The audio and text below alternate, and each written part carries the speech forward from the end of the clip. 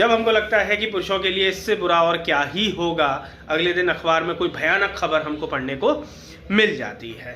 अलीगढ़ का ही अभी एक 2-3 दिन पुराना मामला है जिसमें एक महिला ने अपने दिव्यांग प्रेमी के साथ मिलकर, और जिस महिला के उस पति से बच्चे भी हैं, अपने पति को मौत के घाट उतार दिया।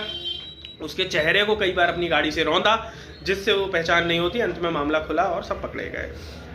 आज सुबह से जो खबर चल रही है, संभल की जो खबर है, जिसमें एक पति ने अपने प्रेमी के साथ मिलके इंडस्ट्रियल कटर से अपने पति को काटा और काट के उसके जो टुकड़े कर करके बहुत जगह पर फेंके।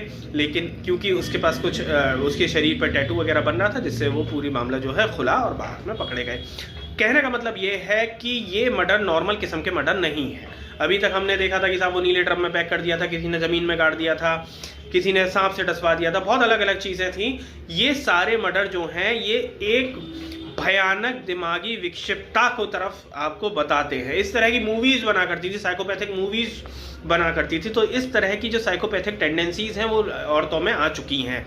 और पहली बात ये है कि ये कोई अलग से दिखने वाले लोग नहीं हैं। ये हो सकता है, अगर आपका विवाद चल रहा है, ये बिल्कुल ही नॉर्मल है। कई इसमें बहुत अच्छी पढ़ी लिखी लड़कियां हैं, पढ़ी लिखी औरतें हैं, सब बच्चों वाली हैं। ज़्यादातर आप देखेंगे, चाहे उदयपुर का जो हमने मर्डर देखा जिसमें एक बच्ची को उसने अपनी बच्ची को केवल रिविल रिलेशनशिप में रहने के चक्कर में उसने डुबो के मार दिया, या अभी शायद वो लखनऊ वाला मर्डर था जिसमें वो एक अपने से छोटे प्रेमी के साथ उसमें लिव इन में रहती थी और उसने उसको पति का भी गला रेत दिया।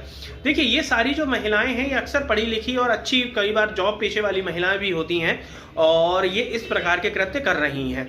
मेरा ये मैसेज उन लोगों के लिए है जिनका विवाद चल रहा है अपनी पत्नी के साथ, जो कहीं ना कहीं मन बना चुके हैं कि नहीं साहब हम अपनी पत्नी को वापस लाना चाहते हैं, या कई लोग डर के मारे भी वापस लाना चाहते हैं कि साहब कौन ये कोर्ट कचहरी में फंसेगा, मैं इसको वापस ले आता हूँ, सब ठीक हो जाएगा। और ज़्यादातर लड़कों से जो मैं मिलता हूँ जो इस मामलों में फंसे हुए, उनको लगता है नहीं नहीं साहब मेरी वाली ऐसी नहीं है, आप थोड़ा बढ़ चढ़ के हमें डरा रहे हैं। देखिए, मैं किसी को डरा नहीं रहा हूँ, ये समाज का असली आईना है, ये कलयुग है जो हमारे बीच में है, इस तरह की महिलाएं हैं। तो अगर ऐसी महिलाओं को अपने घर में लाना चाहते हैं तो बहुत सोच समझ कर अपने दिमाग से डिसीजन लीजिए, भावनाओं में नहीं बहिए और डर में तो किसी के बिल्कुल भी नहीं आइए।